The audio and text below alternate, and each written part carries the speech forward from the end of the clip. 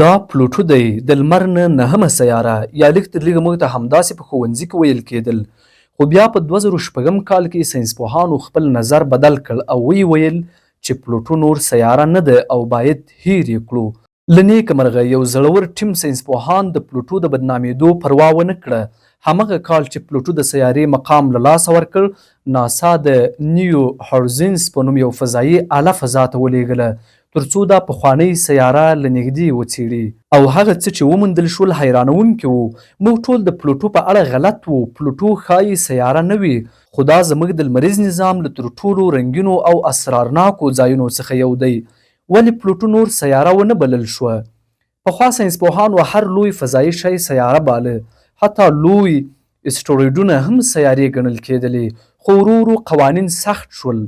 په 2006 کال کې نوې قاعده راغله: سیاره باید دومره لویه وي چې خپله لاره له نورو ډبرو او شیانو پاکه کړي، یعنی باید لکه یو کیهاني ویکیوم ټول شاوخوا مواد ځان ته جذب کړي. خو پلوټو دا کار نشي کولای، ځکه دا د کوایپر کمربند برخه ده. دا د لمریز نظام د کثافاتو سیمه ده چې هلته ډیر یخ لرونکي اجسام شته. پلوټو یوازې هلته تر ټولو روښانه شی دی، نه تر ټولو لوی. ولې پلوټو له لرې دومره لوی ښکاریږي؟ پلوټو ډیر انعکاسي دی، یعنی رڼا ښه بیرته غورځوي، نو ځکه له لرې ډیر لوی ښکاري. حال دا چې په اصل کې کوچنی دی. د پلوټو عجیب مدار: پلوټو عادي ګرد مدار نه لري، دا په اوږده هګۍ شکل مدار کې ګرځي. کله له نیپتون نه هم لمر ته ډیر نږدې کیږي. سربیره پر دې د پلوټو مدار 18 درجې کوږ دی، یعنی د نورو سیارو په شان په یوه هواره سطحه نه ګرځي، او یوه بشپړه دوره یې 248 کاله نیسي.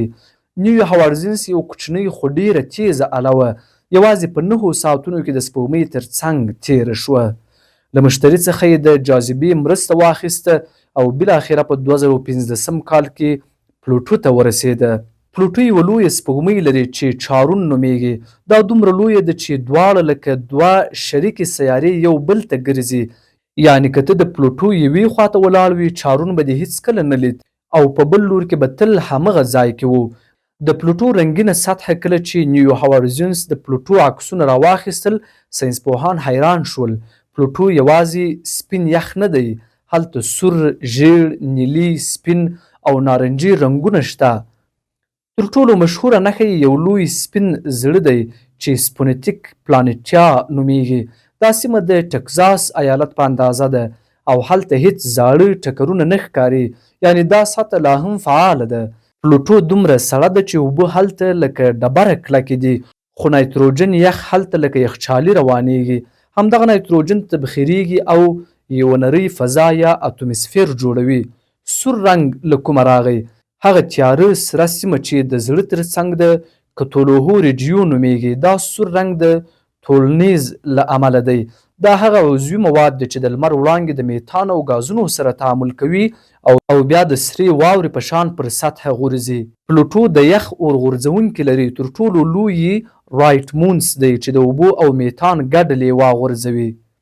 دا ښیي چې پلوټو دننه لا هم ګرمه ده او ښایي تر سطحې لاندې مایع اوبه ولري. ولې پلوټو دننه ګرم دی؟ یوه قوي نظریه دا ده چې پلوټو او چارون په لرې پخواني وخت کې یو بل سره ټکر شوي وو. هغه ټکر او د دواړو جاذبه لا هم پلوټو ته انرژي ورکوي.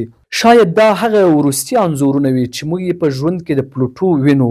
ناسا اوس نورو ځایونو لکه مریخ، اروپا، ټایټان او وینز ته پام اړولی دی. خو نیو هورایزنز لا هم د کوایپر کمربند ژورو ته روانه ده.